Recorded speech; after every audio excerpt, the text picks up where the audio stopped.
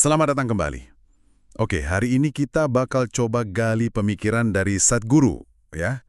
Tokoh spiritual India yang cukup terkenal. Betul. Ini sumbernya dari rangkuman obrolan dia sama Theophon di podcast This Past Weekend.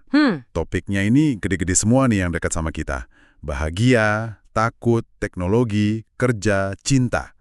Nah, kita coba tarik intinya ya, yang mungkin relevan buat Anda. Iya, Sadhguru ini kan dikenal pendekatannya yang praktis ya, soal spiritualitas, nggak ngawang-ngawang gitu. Nah, di diskusi ini, kelihatan dari rangkumannya, dia kasih perspektif soal tantangan modern. Coba kita lihat deh gimana dia ngurainya. Mulai dari yang paling dicari orang, bahagia. Nah, itu dia. Kebahagiaan. Kayaknya semua ngejar ini kan? Oke, gimana pandangan Sadhguru soal ini menurut ringkasan itu? Coba kita bedah yuk. Intinya nih, kalau dari sumber ini ya, Sadhguru itu menekankan banget kalau kebahagiaan sejati itu dari dalam. Gitu, bukan dari luar. Dari dalam ya? Bukan dari pencapaian atau barang gitu. Bukan. Justru yang menarik itu dia bilang bahagia itu kondisi alami kita. Aslinya kita udah bahagia gitu. Oh, kok bisa? Iya, kalau kita berhasil menata pikiran dan tubuh kita. Jadi bukan sesuatu yang harus dikejar mati-matian di luar sana. Malah kita harusnya nyingkirin penghalangnya dari dalam diri. Gitu sih intinya. Wah, ini membalik cara pandang umum banget ya.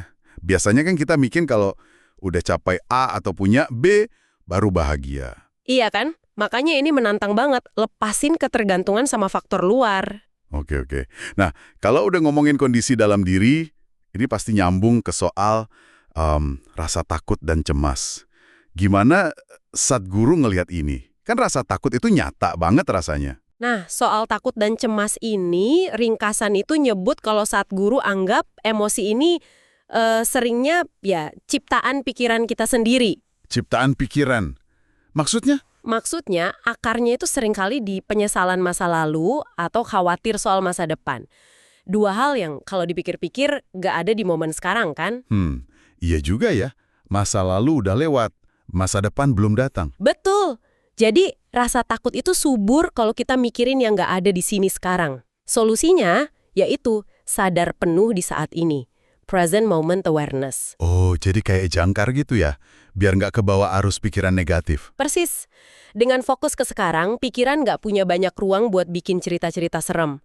Bukan berarti cuek sama masalah ya, tapi ngelola respons kita di dalam. Menarik. Kesadaran saat ini jadi kuncinya. Nah, ngelola kondisi internal ini pasti ada hubungannya juga dong sama dunia modern, terutama soal teknologi nih. Gimana pandangan dia? Teknologi ini diakuin kok sebagai alat bantu yang oke banget, asal dipakainya sadar. Asal sadar ya? Iya, tapi nah ini ringkasan itu ngutip peringatan Sadhguru kalau ketergantungan teknologi itu bisa mengalihkan kita dari kehidupan nyata, dari pengalaman fisik.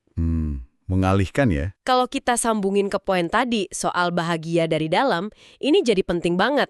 Kalau teknologi terus nalik perhatian kita keluar buat nyari hiburan atau pengakuan, yaitu bisa menghambat proses ke dalam diri, introspeksi, koneksi batin, yang kata Sadhguru penting buat sejahtera. Wah, jadi kayak pedang bermata dua ya.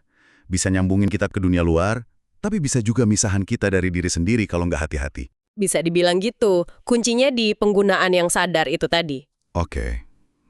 Ngomongin hidup utuh, ringkasan ini juga nyinggung sedikit soal kerja dan hidup, keseimbangan gitu. Gimana tuh katanya? Nah, kalau soal kerja, ringkasan ini nyebut Sadhguru dorong kita buat nggak ngelihat kerja sebagai identitas utama. Bukan identitas. Terus apa dong? Kerja itu, katanya, cuma salah satu bagian dari ekspresi kita dalam hidup. Bagian aja, bukan keseluruhan diri kita. Oh, oke. Jadi bukan berarti kerja nggak penting ya? Bukan. Tetap penting, tapi diletakkan di porsi yang pas. Kalau kita lihat kerja sebagai wadah ekspresi, bukan penentu harga diri, mungkin kita bisa lebih seimbang ngejalaninnya. Kepuasannya nggak cuma dari naik jabatan atau gaji gitu. Harmoni di dalam jadi prioritas. Lihat kerja sebagai ekspresi, wah itu bisa ngubah cara kita kerja sih ya. Oke, terakhir nih, soal cinta kasih. Gimana konsep ini nyambung sama ide-ide dia yang lain? Menurut sumber ini, cinta dan kasih sayang itu bukan sesuatu yang bisa dipaksa atau dilakukan gitu aja, tapi lebih ke sesuatu yang tumbuh alami. Tumbuh alami? Gimana caranya? Seiring kesadaran diri kita meningkat, kuncinya itu di kesadaran kalau setiap kehidupan itu saling terhubung. Saling terhubung. Iya, saat kita mulai bisa, ngelihat inti diri kita ada juga di orang lain, paham kalau kita semua itu nyambung, nah, welas asih dan cinta itu muncul sendiri sebagai hasilnya.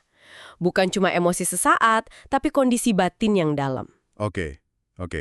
Jadi kalau dirangkum nih ya, dari obrolan ini, inti pesan Sadhguru itu kayak ajakan buat hidup lebih sadar ya. Betul. Lebih fokus ngelola dunia batin kita dan jaga nilai-nilai kemanusiaan kita di zaman sekarang. Fokusnya kuat banget ke nyari damai dan bahagia dari dalam diri. Tentu. Nah, ini pasti bikin muncul pertanyaan reflektif buat Anda yang dengerin kan? Gimana caranya Anda bisa terapin kesadaran lebih tinggi ini sehari-hari? Mungkin pas lagi stres atau pas lagi asyik main HP. Dan yang lebih dasar lagi, coba deh tanya ke diri sendiri. Selama ini Anda nyari bahagia itu lebih banyak kemana? Keluar atau udah mulai coba gali dari dalam? Nah, itu pertanyaan bagus. Sebagai penutup, mungkin kita bisa bawa pulang ide kuat Sadhguru soal keterhubungan tadi ya.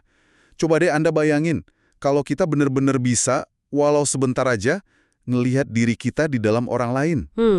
Entah itu teman, rekan kerja, atau bahkan orang asing di jalan. Sadar kalau ada percikan yang sama di dalam kita semua. Kira-kira interaksi kita sehari-hari bakal berubah gak ya? Wah ya. Mungkin itu sesuatu yang bisa Anda renungkan lebih lanjut.